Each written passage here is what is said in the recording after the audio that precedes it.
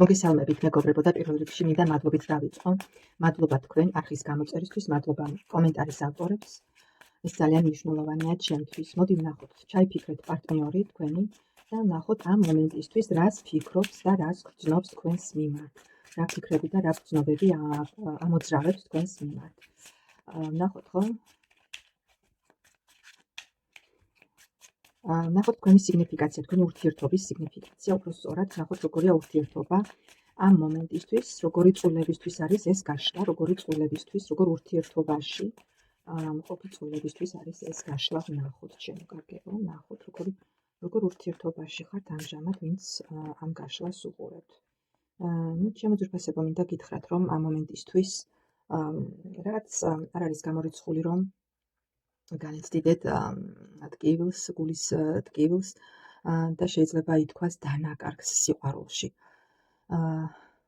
ამ გაშლას, ეს გაშლა მნიშვნელოვანი იქნება მათთვის, ვინც ურთიერთობა დაკარგეთ, ვისაც სიყვარულში არ გაუმართლეთ, ჩემო ძვირფასებო, იმიტომ რომ ამოვიდა აქ ხუთიანი თასი, ორიანი პენტაკლი და შეყვარებულების არკანი. მიუხედავად იმისა, რომ თქვენი არჩევანი იყო პარტნიორი, ვისაც უყურებთ ხო ამ გაშლას, თქვენ გადაწყვიტეთ ის, რომ ყოფილიყავით მასთან ურთიერთობაში, რატომღაც მიიღეთ გულის ტკივილი მასთან. შესაძლებელია იცით რა არის, აქ მიყურებდნენ ან დაშორებული წყვილები, ან წყვილები, რომელთაც რომელთაც სიყვარულში არ გაუმართლათ იმ მხრივ, რომ ფიქრობდით და გეგონათ, რომ შეიძლება რეალურად იცნობდით თქვენს პარტნიორს, მაგრამ თითქოს მისი ნამდვილი სახე დაინახეთ მოგვიანებით და ძალიან იმედგაცრუებული დარჩით მისი შეიძლება ითქვას ამპარტავნული ხასიათის გამო. შესაძლებელია პიროვნება, ვისთანაც ჰქონდათ ურთიერთობა, ძალიან ამაყი პიროვნება იყო, ანუ მარტო თავის, როგორ გითხრათ, პიროვნება, როდესაც მხოლოდ თავის თავზეა ორიენტირებული, თავის რაღაც მიზნები აქვს ცხოვრებაში და თითქოს თავისი თავის გარდა სხვას ვერ ხედავს და სხვისი იმედები და სხვის რაღაც ოცნებები მისთვის თითქოს უცხოა, ჩემო კარგებო. ანუ პიროვნება, რომელსაც უნდა რომ ცხოვრებაში იყოს წარმატებული, ვთქვათ, რაღაც გამარჯვებული, ხო? მაგრამ ის რომ მისი გამარჯვება, მისი წარმატება ბევრად არის დამოკიდებული და ძალიან დიდი როლი მის რაღაც ნაბიჯებში, წარმატებულ ნაბიჯებში მის პარტნიორსაც ასე ვთქვათ ეკუთვნის, ხო? ამას ვერ ფიქრობს და ამისი გააზრება არ შეუძლია. თითქოს ფიქრობს, რომ მარტო მისი მიღწევაა ის, მარტო თვითონ თავის საკუთარი ძალიან დიდი ეგო აქვს პიროვნებას, და სწორედ აი ამის გამო რაღაცნაირად ურთიერთობა თითქოს არ აგეწყოთ. ზოგიერთი შესაძლებელია ამ მომენტში უკვე აღარც ხართ ურთიერთობაში და შეიძლება ითქვას, რომ დაასრულეთ ეს ურთიერთობა სწორედ მისი აი ასეთი ხასიათის გამო. შესაძლებელია კონფლიქტური სიტუაციებიც ჰქონდათ. კონფლიქტური სიტუაციებით რთული ცხოვრება, ერთი სიტყვით რთული ცხოვრება გამოიარეთ მასთან და მხოლოდ ახლა სინანული გაქვთ და რომ იტყვიან გაურებული ხართ, ხო?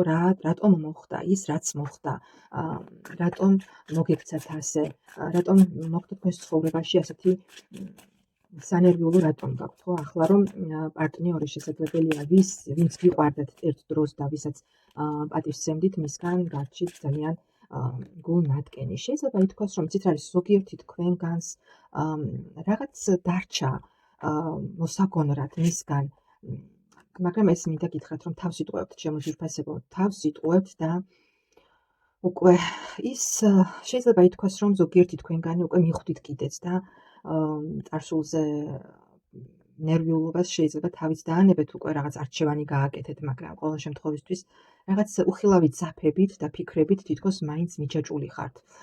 თითქოს რაღაც არ ვიცი, იცით რა, ზოგიერთი თქვენგანი შესაძლებელია მაინც ინტერესდებით და ებღაუჭებით იმ წარსულ ურთიერთობას.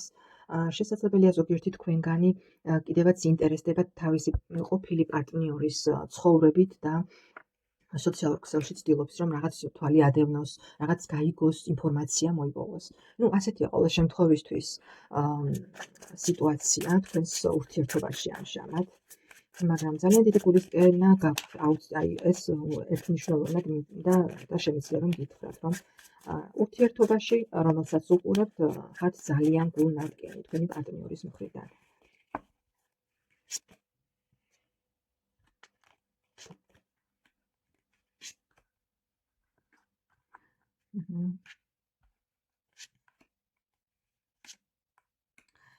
იცით როგორი მომენტია, აქ ძალიან ბევრი ვფიქრობ, რომ ამ მომენტში აღარ ხართ პარტნიორთან, აღარ ხართ თქვენს პარტნიორთან, შესაძლებელია დაშორებულები ხართ, მაგრამ მაინც გაქვთ რაღაც იმედი იმის, რომ შესაძლოა რაღაც სხვანაირად შემოbrunდეს.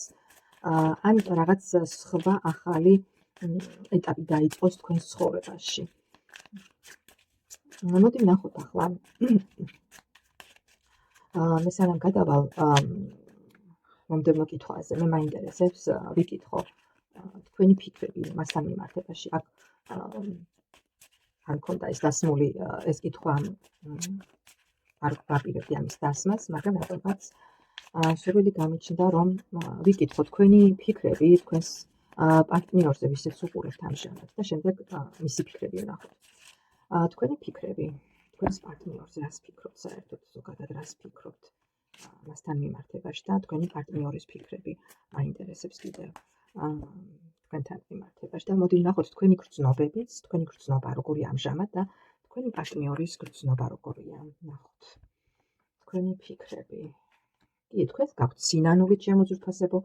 თქვენ ფიქრობთ, რომ ყველაფერი დასრულდა, სამყაროს არკანი ამოვიდა, მაგრამ რაღაცნაირად არ ვიცი, სინანულის გრძნობა გაქვთ მაინც და სინანულის გრძნობა გაქვთ ალბათ იმიტომ, რომ არ წავიდა თქვენი ჩანაფიქრები და თქვენი რაღაც სურვილები ისე როგორც გინდოდათ ურთიერთობაში, რომ აწყობილიყო თქვენი ცხოვრება, ხო? კი, მას მიიჩნევთ თქვენ როგორც ეგოისტ პიროვნებას, პიროვნება, რომელმაც მხოლოდ საკუთარ თავზე ფიქრობს, პიროვნება, რომელიც ზემოდან უყურებს, შეიძლება ითქვას ყველას, თითქოს დამცინავად, ირონიული რაღაც დამოკიდებულება აქვს, ხო? შეიძლება კონკრეტულად თქვენს მიმართაც შეიძლება და ასევე ზოგადად სხვების მიმართაც რაღაცნაირად ირონიული დამოკიდებულება აქვს და ძალიან ეს ყველაფერი თითქოს ნერვებს გიშლით და ამ ყველაფერზე ფიქრობ, რომ აი როგორ მოხდა და რანაირად დაუშვით ის შეცდომა, თითქოს ფიქრობ. რაღაც სინანულის განცდა გაქვთ, შეიძლება იმიტომ, რომ დრო დაკარგეთ მასთან. კი, იცით რა არის, თქვენ ფიქრობთ, რომ ის თქვენით მანიპულირებდა, მანიპულატორი პიროვნება იყო, შეიძლება ითქვას რაღაც რთულ სიტუაციებში გაყენებდათ, არ არის გამორიცხული, რომ ხშირად კონფლიქტური სიტუაციებიც გქონდათ და ასე ვთქვათ, ძალიან ბევრჯერ რომ იტყვიან, ჩაგაგდოთ რაღაც დეპრესიულ მდგომარეობაში. თქვენ მის მიმართ გაქვთ რაღაცნაირად სინანულის გრძნობა და ნეგატიური ფიქრები ისევ გამოყოლილი და ფიქრობთ, რომ რაღაცნაირად ეს ურთიერთობა არც კი უნდა ვიკვირთ თითქოს ახლა საკუთარი თავის, როგორ დაუშვით. ის როგორ მოგივიდათ ეს ყველაფერი და რანაირად, ხო? მაგრამ პიროვნება მაგის არკანი ამოვიდა, მაგის მანიპულატორია. კარგად რომ იტყვიან მოახერხა თქვენით მანიპულირება. და ეს ყველაფერი ამ ყველაფერმა გამოიყო ის, რომ უკვე მორჩა, ხო? უკვე აღარ გინდათ მსგავსი რაღაც სიტუაციები განმეორდეს მასთან მიმართებაში. ნახოთ მისი ფიქრები. აი, იცით რა არის მისი ფიქრები, ჩემო კარგებო. მას სიმართლე რომ გითხრათ თქვენთან ურთიერთობაში, რაც ამოვიდა იმას გეტყვით, მისი ფიქრები როგორია? ფიქრობთ თითქოს თავიდან, რომ რაღაც ძალიან არ მინდა სიტყვის ხმარება, გამოყენება და აი რომ იტყვიან პიროვნება, როდესაც ცდილობს სხვა პიროვნება გამოიყენოს რაღაც თავისი მიზნებისთვის, თავისი სარგებლისთვის, ასე ვთქვათ. მსუბუქი დამოკიდებულება ჰქონდა თავიდან პიროვნებას, ვინც ჩაიფიქრეთ და ფიქრობდა ყოველ შემთხვევისთვის, რომ მიაღწევდა რაღაც თავის საწადელს, მაგრამ სამართლიანობის არკანი ამოვიდა, კარმა დაუბრუნდა პიროვნებას. ფიქრობს, რომ რაც არასწორი ნაბიჯები გადადგა, მსუბუქად უყურებდა თქვენს ურთიერთობას, გართობის მიზნით შეიძლება ითქვას, იმიტომ რომ სულელი სარკანი და სამიანი თასი მაქვს აქ ამობრუნებულ მდგომარეობაში. ანუ პიროვნება თავიდან ცდილობდა თითქოს რომ ეგონა რომ რაღაც გართობა იყო ეს ყველაფერი, რომ იყო დროებითი, ხოლოდ და მეტი არაფერი, ხო, მაგრამ საბოლოოდ მიხვდა, რომ ძალიან დააშალა, რადგან სამართლიანობა მისეიმა და ფიქრობს, რომ სწორედ სამართლიანობის არკანის მიხედვით, რომ ვიმსჯელო სამართლიანობა, ახლა სწორედ იმიტომ ისჯება და იმიტომ შესაძლებელია ცხოვრებაში ხელი არ ემართება, რომ მოგექცათ თქვენ უსამართლოდ მოგექცათ და რომ იტყვიან სამართლიანობა მისეიმა, არაფერში ხელი არ ემართება პიროვნებას და ხვდება ეს პიროვნება, რომ სწორედ იმიტომ ემართება ცხოვრებაში ახლა ეს ეტაპი რა ეტაპზეც არის, ხო?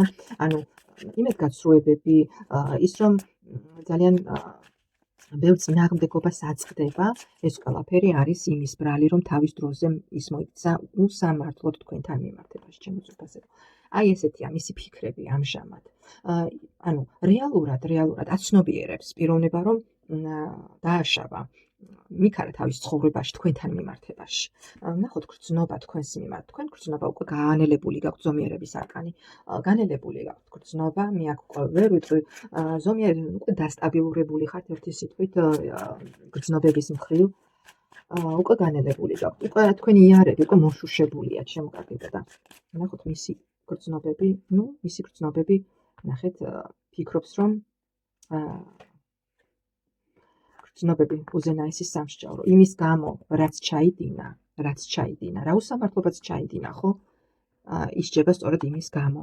აქ გრძნობები, ტყუილი იყო მისი გრძნობაც, იმიტომ რომ 7-იანი ხმალი ამოვიდა და უზენაესის სამსჯავრო. ყველაფერი დაუბრუნდა უკუღმა ამ პიროვნებას, იმის გამო, რომ იყო უსამართლო, იმის გამო, რომ არ იყო თქვენთან მართალი, არ იყო თავის გრძნობებში გულწრფელი. სწორედ ამის გამო მას ყველაფერი დაუბრუნდა უკუღმა. სწორედ ამის გამო ის ისჯება დღეს. და აი სწორედ ეს არის, რომ